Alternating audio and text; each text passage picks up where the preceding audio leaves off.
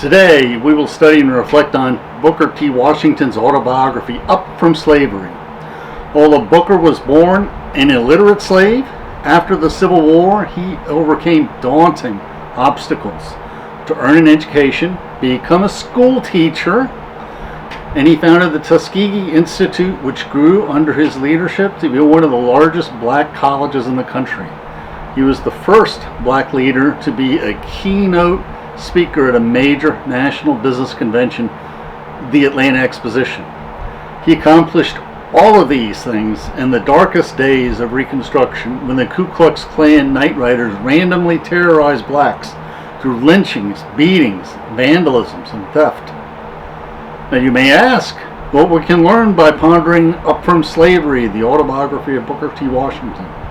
Well, Booker T. Washington shows us how to persevere and prosper under incredible hardship and discouragement, without rancor or anger, and how to continuously forgive those who wrong us with strength and dignity. Now, we always like to select quotes from the author himself. At the end of our talk, we will discuss our source for this video and my blogs that cover this topic. Please, we welcome interesting questions in the comments. Sometimes these will generate short videos of their own. Let us learn together.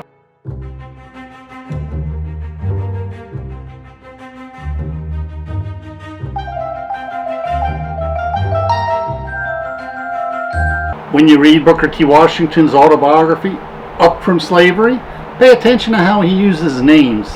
Booker only reveals the names of those people he respects, whether they be black or white. Booker was born a slave, and slaves are only called by their first names. Slaves often took their last names as the last name of their master, but not Booker. He never adopted the last name of his master. His attitude reminds us of Epictetus, the later Roman Stoic philosopher, who himself was a former slave of a former slave. Epictetus taught us that tyrants can take away all our possessions and also enslave us, but they can never steal our soul. And this is what Booker T. Washington always felt like. Booker repeats what many slave autobiographies say on their very first page. He tells us how his white master regarded his slaves merely as talking livestock. They weren't real people. Booker said that when his mother was purchased by his master, she was noticed just as much as a newly purchased horse or cow would be noticed. Booker never knew his father's name, although he heard that a white man on a plantation down the road might be his father. Was this a case of rape? Booker doesn't go there. He doesn't like to dwell on such things. Booker only tells us the name of one white man from his days as a slave. Booker had fond memories of one white man, the son of his master, called Mars Billy. Mars, of course, is short for master. They were playmates when they were both young. Mars Billy was nursed by slaves, and when he became a teenager, he would stick up for the slaves when the cruel overseer beat them. Slaves never forgot the few whites who showed them small acts of kindness. Booker never tells us his master's name. He only says that he was not especially cruel, but he must not have been especially kind either. Their master only had a few dozen slaves at most. Their families were not broken up. They were much like the slaves pictured in the Harriet Tubman movie, which was also a small farm as opposed to the huge plantations with hundreds of slaves. Since his mother was the plantation's cook, the family's one-room small cabin was also the plantation's kitchen, with a hearth rather than a proper stove, windowless, with a door with uncertain hinges that let in the Virginia cold during the winter. There was no kitchen table, nor any proper furniture of any kind. There were no family meals. They ate their sweet potatoes and cornbread and pork on the run. Exhaustion ended the day. Everybody slept among piles of rags on the dirt floor. Unending toil, dawn to dusk, was their life, the life of a slave. Not only did Booker have no fond memories of sports or play as a youth, when he was young, the thought that a youngster would have time to ever play never came to his mind. When he was old enough to walk, he was put to work tending chores, cleaning the yard, carrying water to the men in the fields, taking corn to the mill to be ground. Mothers would bring their infants with them into the fields, laying them down at the end of the cotton row, playing with them for just a few minutes when they picked their way back down the row. Booker had vivid childhood memories of the Civil War. The front lines never reached their plantation. He remembers his mother kneeling over her children at night, fervently praying that Lincoln and his armies would win the war, and that one day she and her children would finally be set free. He remembers when the sons were all sent to war for the Confederacy. Booker also remembers how the slaves were honored when it was their turn to sleep in the big house, so the ladies of the plantation would not be alone. How their slaves were eager to protect them from the possible deserters and intruders. And he remembers fondly how the slaves were eager to nurse Mars Billy back to health as best they could when he returned wounded, seriously wounded from the front. Booker remembers the excitement felt by the slaves after the war when they learned there would be a big meeting at the big house in the morning. Booker remembers that morning. A Union officer made a little speech and then read a rather long paper, the Emancipation Proclamation, I think. After the reading, we were told that we were all free and could go when and where we pleased. My mother, who was sitting by my side, leaned over and kissed her children while tears of joy ran down her cheeks. She explained to us what it all meant, that this was the day for which she had been so long praying, but fearing that she would never live to see.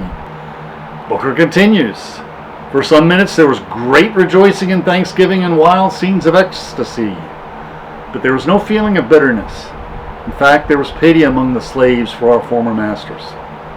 Now, why would they pity their masters? Booker tells us, deep in their hearts there was a strange and peculiar attachment to old master and old missus, and to their children, who they found it hard to think of breaking it off. With these they had spent, in some cases, nearly half a century, and it was no light thing to think of parting from them. Both masters and slaves faced hard times during the war and wartime shortages, although the masters suffered more, but the slaves were accustomed to sometimes not having enough to eat. Booker observed that slavery really did cripple both master and slave alike. After the war, the master and his family had no marketable skills, since their slaves did everything. The wife did not even know how to keep her house without slaves or servants. The slaves, on the other hand, had never worked hard. There was no incentive to work hard. They worked just hard enough to get by and avoid the whip. On many slave plantations, everything was half fixed, half working. Nothing was freshly painted. Everywhere the paint was peeling. In the days following the big meeting, many of the old slaves went back to talk to the master about working for wages, but not his mother. She had no attachment to the old plantation whatsoever. Booker, in a few weeks, learned that he had a stepfather, a slave his mother had married years ago without him even knowing about it. After emancipation, his stepfather had moved to the coal country of West Virginia and then sent for his wife, who was Booker's mother, to join him. Now, Booker does not tell us his stepfather's name. Perhaps, like his old master, he was not especially cruel and also not especially kind. A one-room dirt floor cabin, just as bad as the one they had left, welcomed them, but the neighborhood was worse. Many young men were in many of the other cabins, and there was a lot of drinking and carousing and fighting all the night long, and it was difficult sometimes to get a good night's sleep. There, Booker worked in the salt mines and the coal mines. This work was even more grueling than working on a plantation. In many ways, Booker was worse off in his early years as a freedman. The work was certainly far more dangerous. But in one respect, he was far better off, for now he was free. And he was free to figure out how to get ahead and improve his station in life, although he encountered incredible obstacles. In freedom, in the coal mines, it was unending toil, dawn to dusk. That was his life. First, his stepfather found him a job working in a salt furnace, often starting his workday at 4 a.m. Then he worked in a coal mine. Booker tells us the work was not only hard, it was dangerous. There was always the danger of being blown to bits by a premature explosion of powder or by being crushed by falling slate. Accidents were frequent, and we were in constant danger. Many small children worked in the coal mines with no hope of gaining an education. Young boys who begin life in a coal mine are often physically and mentally dwarfed. They soon lose ambition to do anything else than to continue as a coal miner. But Booker was able to start night classes. He worked all day in the mines and he went to school at night. He was able to attend school during the day for a few short months, but then he had to go back to the mines to help put food on the table. Booker claimed his last name when he attended his first day of class. He was conscious how many of his more well-off classmates had better clothes and hats than he had. They were recording attendance, and everyone before him gave their first and last name. When Booker's turn came, he thought about it and decided his last name would be Washington. When he got home, he told his mother about his new last name, and she informed him she'd already given him the last name of Taliaferro, but she never told him. So now he was known as Booker Taliaferro Washington, or Booker T. Washington. He knew he had to get out of the coal mines. Booker T. Washington learned that the wife of an owner of the coal and salt mine was looking for a household servant. She was strict and tough, and her servants only lasted a few weeks before they decided it was better to go back to the coal mines. But Booker did not care. He thought that the coal mines would be the death of him, so he applied for the servant position. And we learn of her name immediately because she respected him. Mrs. Viola Ruffner treated him with dignity and respect as she would any white employee. And he learned from her the dignity of work. Booker T. Washington remembers, she wanted everything kept clean about her. She wanted things done promptly and systematically, and above all, she wanted absolute honesty and frankness. Nothing can be slovenly or slipshod. Every door, every fence must be kept in repair. Mrs. Ruffner encouraged him to continue his education and even allowed him a little bit of time off to attend classes an hour a day. Booker T. Washington decided that he wanted to attend the black college, the Hampton Institute, about 500 miles away. So he saved up as much as he could with small donations from mother and his neighbors. But there was no direct train route, so he had to take both train and stagecoach. But he ran out of money with 80 miles to go to the Hampton Institute. No money. He went up to the hotel and he decided, well, let's see if I could talk the clerk into a room for the night. But the clerk wouldn't even discuss rooms at all for any colored folk, money or no money. So he slept under a sidewalk near the docks, where he found a ship that needed unloading. So he unloaded ships for a week, earning just enough money to pay for the remainder of his trip. So out of the blue, Booker T. Washington showed up on the doorstep of Hampton Institute. There was no room in any inn nearby for him to freshen up, and he had about run out of money. So he presented himself to the head teacher, poor and dirty and smelly from the long journey under the hot Virginia sun. Initially, she said there was no room for him, but he stayed waiting for several hours. Finally, she gave him a broom and said the recitation room needed sweeping. Booker T. Washington pretended he was still working for Mrs. Ruffner. He not only swept the room 3 times, he dusted and wiped down the walls and each table, chair, and desk 4 times, and the closets also. When this Yankee head teacher wiped her glove vainly, looking for any dust at all, anywhere in the room or the closet, she quietly remarked, I guess you will do to enter this institution. So this was his college examination. Now, after she admitted Booker T. Washington to Hampton Institute, then we learned that her name was Miss Mary Mackey's. And he became great friends with Mrs. Mackey's and the headmaster, General Samuel Armstrong. He was a former Union general who fell in love with the South. He was what the Southerners would call a scalawag, somebody who helped the Negroes. He was a great guy, and they both had great respect for each other and became great friends. So, rather than working through the day and going to school at night, Booker T. Washington now went to school during the day and worked at night as the school janitor to pay his tuition. Booker T. Washington tells us of his new experiences.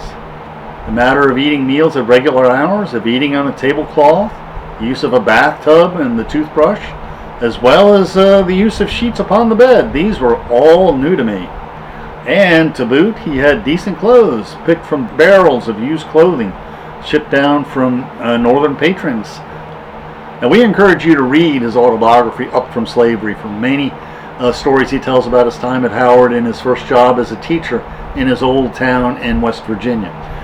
The Alabama legislature had appropriated $2,000 to start a school in Tuskegee. General Armstrong was asked if he could recommend any qualified white men who could organize and take charge of this new colored teaching school. General Armstrong replied that he did not know of any qualified white man, but that he did know of a highly qualified, educated black man, Booker T. Washington. Now, Tuskegee was a small town of about 2,000 that was a little more progressive than most small towns because it had a small white school.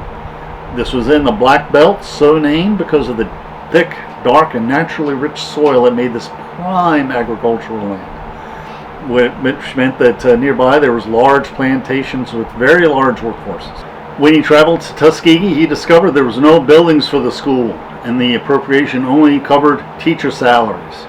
So he was on his own to find the buildings. So the first classes were held in a renovated, repurposed stable and hen house he was able to borrow. Booker T. Washington introduced himself to many of the blacks in town and the white town leaders looking for assistance in building the new school. Soon an abandoned plantation whose big house had burned down came up for sale, and he was able to collect just enough donations locally to purchase this plantation for the school.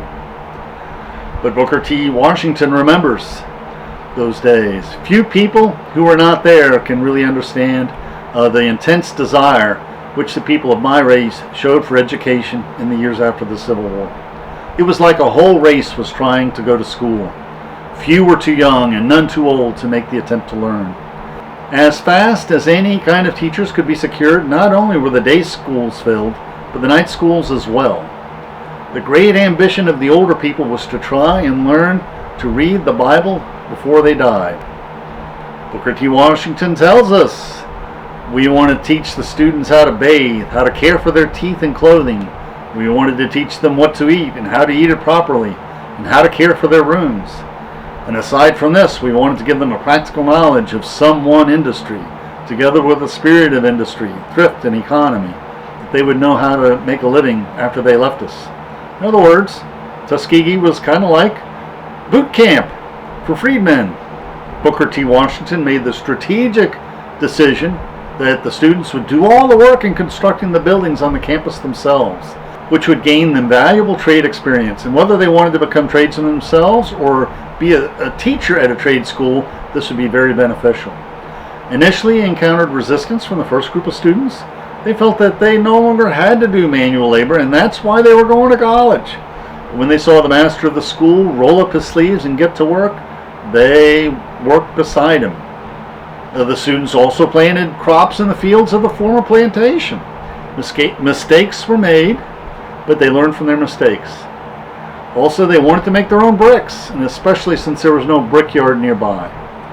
They learned bricks were tricky to manufacture. They ruined 3 expensive kilns before they succeeded with their 4th kiln, which they also built. The school then sold bricks and farm produce and other products to the surrounding white businesses, which gained credibility for the school and better enabled its graduates to find decent paying jobs afterwards. Booker T. Washington was concerned that many black preachers were not qualified to preach, and many were illiterate. He tells us the story of a colored man in Alabama who one hot day in July, while he was working a cotton field, suddenly stopped and looked towards the skies and said, "Oh Lord, the cotton am so grassy, the work am so hard, and the sun am so hot that I believe this darky am called to preach." Now, although Tuskegee was a secular school, eventually he also included classes on Bible study also as part of the curriculum, so that those who chose to be black preachers, either full-time or part-time, would be better qualified. Over the years, The students and Booker T. Washington built more and more buildings on the campus, and more black students enrolled in their classes. The financial needs of this growing college soon outstripped the capacity of the local community to finance the expansion. He asked for assistance, and General Armstrong, his buddy from the Hampton Institute, helped him with his first fundraising lecture tour and fundraising trip up north, with Hampton footing the bill for the expenses of the trip. Now, Booker T. Washington had been an excellent administrator and delegator, which enabled him to spend much of his time fundraising for Tuskegee and other black colleges in the upcoming years. When Tuskegee really started expanding, he could spend 6 months out of the year crisscrossing northern cities, giving lectures and visiting philanthropists looking for additional funding for his projects. Now, Booker T. Washington knew to dwell on the positive, praising the many whites who supported black education, but not dwelling on the negatives, including not emphasizing the many lynchings and humiliations and discriminations that dogged him and every black man of his era, although he did mention these in his autobiography. His goal was he wanted to make a good impression in front of the moneyed white northern philanthropists and businessmen that would contribute so generously to his school and other black colleges. Now, Booker T. Washington was always persistent in patience, and his persistence and patience paid off during the many years he spent fundraising. Usually the really large donations came from businessmen he'd been calling on for years. The businessman who donated $5 this year might donate $5,000 a few years from now, and $50,000 in as well, which was a lot of money in those days. Andrew Carnegie eventually donated $20,000 for a library, a vast sum. And also the Alabama legislature also increased their annual appropriation. And several other trust funds also donated substantial sums annually. Booker T. Washington today is most famous for his speech at the Atlanta Exposition in 1895, which he helped organize and promote during his many fundraising trips through the North. This was the first time a black man addressed such a large and influential body of white businessmen and white national politicians. All the major newspapers in the country promoted the Atlanta Exposition. In his speech, known as the Atlanta Compromise, Booker T. Washington rhetorically addressed both the black worker and the white businessman, but his real audience was the white businessman. He wanted to reassure the white businessmen that his black workers were hardworking and not too eager to rock the boat with talk about civil rights and such things. And he also hoped that they would contribute to the black schools and colleges. In his speech to the Atlanta Exposition, he addressed his fellow black workers. This is an excerpt. A ship lost at seas for many days suddenly sighted a friendly vessel. From the mast of the unfortunate vessel was seen a signal. "Water, water, we die of thirst." The answer from the friendly vessel at once came back. "Cast down your bucket where you are." The second time came the signal. "Water, water, send us water," ran up from the distressed vessel and was answered. "Cast down your bucket where you are." And the third and fourth signal for water was answered. "Cast down your bucket where you are." The captain of the distressed vessel, at last heeding the injunction, cast down his bucket, and it came up full of fresh sparkling water from the mouth of the Amazon River. And he continues in his speech, "To those of my race who depend on bettering their condition in a foreign land, who underestimate the importance of cultivating friendly relations with the southern white man, who is their next door neighbor, I would say, cast down your bucket where you are. Cast it down in making friends in every manly way." I emphasize manly way. That was always the way he thought. He always wanted to preserve his dignity. In making friends in every manly way of the people of all races by whom we are surrounded. Cast down your bucket in agriculture, mechanics, and commerce, in domestic service, and in the professions. And Booker again continues, "No race can prosper until it learns that there is much dignity in tilling a field as in writing a poem. It is at the bottom of life we must begin, and not at the top. Nor should we permit our grievances to overshadow our opportunities." And Booker T. Washington's rhetorical message, or actual message, I should say, to the white businessman, to those of the white race who look to the incoming of foreign birth and strange tongue and habits for the prosperity of the South. And he's probably referring to the Chinese, who were employed in great numbers in California, and perhaps he was worried that the white businessmen of the South would be tempted to do the same thing. And he continues, "Were I permitted, I would repeat what I say to my own race. Cast down your bucket where you are. Cast down your bucket among the 8 million Negroes whose habits you know, whose fidelity and love you have tested in days that have proved treacherous in the past, when these treacherous times meant the ruin of your firesides. Cast down your bucket among those people who have, without strikes and labor wars, tilled your fields, cleared your forests, built your railroads and cities, and brought forth treasures from the bowels of the earth, and helped make possible the magnificent representation of the progress of the South." And he reassures the white businessmen, "You can be sure that in the future, as in the past, that you and your families will be surrounded by the most patient, faithful, law-abiding, and unresentful people the world has ever seen." Well, maybe you can find too many people just like that, but he's telling them that. He's telling them that they will. "As we have proved our loyalty to you in the past, in nursing your children, watching by the sickbed of your mothers and fathers, and following them with tear-dimmed eyes to their graves, so in the future, in our humble way, we shall stand by you with a devotion that no foreigner can approach, maybe means no Chinaman, ready to lay down our lives if need be, in defense of yours, interlacing our industrial, commercial, civil, and religious life with yours in a way that shall make the interests of both races one. And in all things that are purely social, we can be as separate as the fingers, but yet one as the hand in all things essential to mutual progress." And he's laying it on thick here. He closes in his closing paragraph, Booker T. Washington also reassures the skittishness that might remain among the potential white employers. "The wisest among my race understand that the agitation of questions of social equality is extremist folly, and that progress in the enjoyment of all privileges that will come to us must be the result of severe and constant struggle rather than of artificial forcing. No race that has anything to contribute to the markets of the world is long in any degree ostracized. It is important and right that all privileges of the law be ours, but it is vastly more important that we be prepared for the exercises of these privileges." So he tells his black neighbors. "The opportunity to earn $1 in a factory just now is worth infinitely more than the opportunity to spend $1 in an opera house."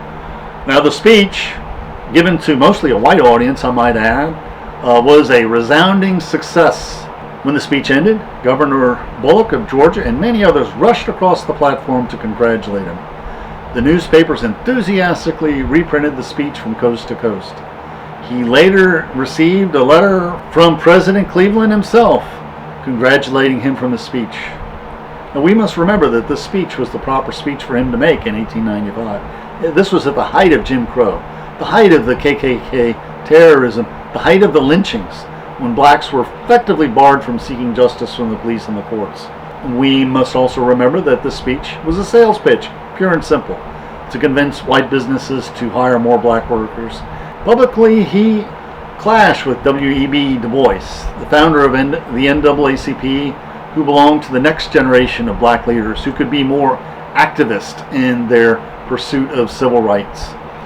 Du Bois was far more outspoken on civil rights issues, but privately, Booker T. Washington helped fund the NAACP and the civil rights activities of Du Bois and many others. Now, we're going to conclude this video with some interesting quotes from Booker T. Washington on Frederick Douglass, the former slave and leading abolitionist before the Civil War, and his namesake, President George Washington. Booker T. Washington tells us a story about Frederick Douglass. Frederick Douglass, was once forced, because of his color, to ride in the baggage car of the train. When some of the white passengers commented on how he should not have been degraded such, he replied, "They cannot degrade Frederick Douglass. The soul within me no man can degrade. I am not the one who is being degraded on account of this treatment, but those who are degraded are those who inflicted upon me. They are the ones who degrade themselves."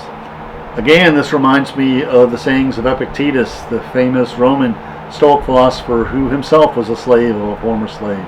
Booker T. Washington also tells us a story about George Washington, who once tipped his hat in response to a colored man who tipped his hat to him on the road. And when his white friends criticized him for this courtesy, George Washington replied, "Do you suppose that I am going to permit a poor, ignorant colored man to be more polite than I am?" Booker T. Washington demonstrates with his life examples that we must forgive constantly, forgive without expecting or asking for apologies, forgiving even those who threaten us bodily harm or constantly humiliate us, always forgiving silently. He did. This was the extreme forgiveness he had to show during the troubled times in which he had lived. He had to forgive not 7 times 70 times as we do, but 700 times 70 times. So we must be grateful that he preceded us and we didn't live in his shoes. Booker T. Washington forgave not with weakness but in strength. He never sacrificed his personal dignity. Rarely did he show anger. Rarely was he angry. The main source I use is Up From Slavery from Amazon. This is one of those internet books. It doesn't even have a publisher name or a date, published date, but it has large type and is quite a bargain. It also includes the first autobiography by Frederick Douglass. Well-written autobiographies like this are also fascinating personal histories of what life was like as a slave and as a freedman. However, Booker T. Washington does politely and firmly in several places emphasize that the blacks should be able to vote, and also protests that lynching is grievously wrong and should be suppressed. But these calls for action are never as prominent or as vitriolic as the black leaders in future generations and in the generations preceding him would prefer. The black conservative Thomas Sowell, who was born in 1930, has some interesting comments in an essay on Booker T. Washington. Sowell also observes that during his tenure as the head of Tuskegee Institute, there was never a whiff of financial scandal, which is noteworthy in any institution that raises and spends such large sums of money.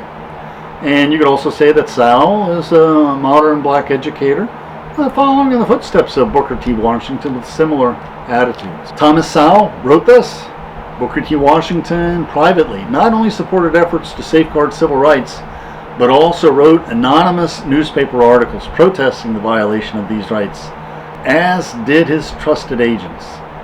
He secretly financed legal challenges to Jim Crow laws, sometimes secretly paying the legal fees for the black defendants.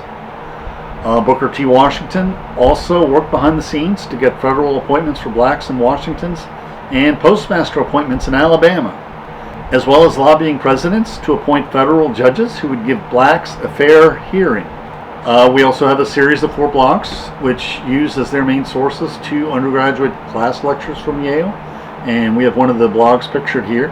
And the links for these blogs are also in the description, so please click on the link in the description for our blog for Booker T. Washington's autobiography, Up From Slavery, and on the links for other interesting videos to help broaden your knowledge and improve your soul. Thank you.